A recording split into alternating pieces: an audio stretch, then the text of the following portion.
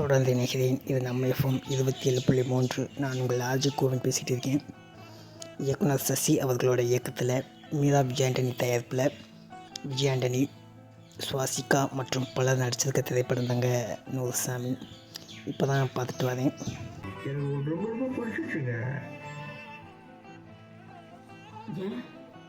ஏங்க உங்களை ஏதாவது பிடிக்கலன்னு சொன்னதானே இப்படி ஏன்னு கேட்கணும். இந்த படத்தை பார்த்ததுக்கப்புறம் ஒரு சில விஷயங்களை நான் உங்கள்கிட்ட ஷேர் பண்ணிக்கணும்னு ஆசைப்பட்றேன். அதுக்கு முன்னாடி இந்த படத்தோட ரிவ்யூவை நான் உங்கள்கிட்ட சொல்லிடுறேன். நூறுசாமி இந்த திரைப்படத்தை பற்றி சிம்பிளாக ரிவ்யூ சொல்லணும்னா, ரியாலிட்டியாக ஒரு மெசேஜ் சொன்னதுக்கு படக்குழுவினருக்கு வாழ்த்துக்கள். இந்த திரைப்படத்தில் ஒரு சில விஷயங்கள் நெகட்டிவாகவே இருந்தாலும் நம்மளை இந்த படத்தை ரசிக்கும்படி பார்க்க வச்சது நடிகை சுவாசிகா.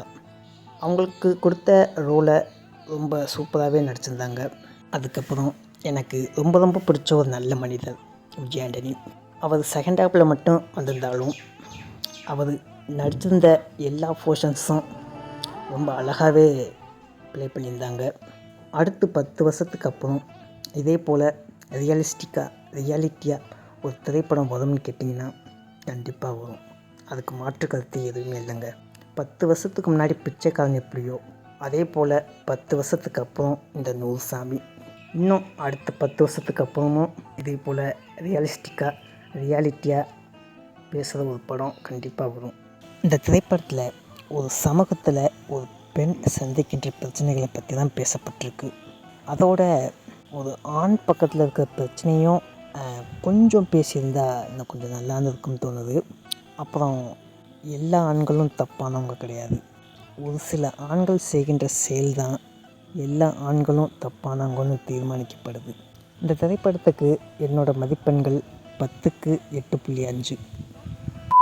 என் மனசில் உள்ளதை உங்கள்கிட்ட நான் ஷேர் பண்ணிக்கணும்னு நினச்சது. எனக்கு சின்ன வயசுலேருந்து இதுவாகணும் அதுவாகணும் எது மேலேயும் எனக்கு ஆசை இல்லைங்க. சின்ன வயசுலேருந்தே நான் யார், நான் என்னவா ஆகணுங்கிற கேள்வி எனக்குள்ளே நான் கேட்டுக்கிட்டாலும் இப்போ வரைக்கும் என்னோடய ஆசை என்ன அப்படிங்கிறத என்னால் கண்டுபிடிக்கவே முடியல.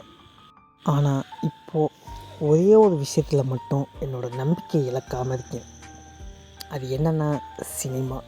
இப்போது நான் யார், நான் என்னவா ஆகணுங்கிறத கூட கண்டுபிடிச்சிட்டேன். சினிமாவில் நானும் ஒரு ஆளாக இயக்குனராகவோ நடிகராகவோ இருக்கணும்னு தான் இப்போ நான் ஆசைப்பட்றேன். நானே கவிதை எழுதி கேமரா, எடிட்டிங், டைரக்ஷன், ஆக்டிங் இதெல்லாம் நானே பண்ணி பல முயற்சிகள் செஞ்சும் எனக்கு எந்த ஒரு அங்கீகாரமும் கிடைக்கல. ஒரு கதை எழுதி அதை பெரிய அளவில் அப்ரோச் பண்ணி அதை படமாக பண்ண முடியுமா அப்படிங்கிற பயம்தான் இப்போ எனக்கு இருக்குது. இதெல்லாம் பார்க்கும்போது திரும்பவும் நான் ஆரம்பித்த இடத்துல தான் வந்து நிற்கிறேன். நான் யாருங்கிற கேள்வி தான் திரும்பவும் என்கிட்ட நானே கேட்குறேன்.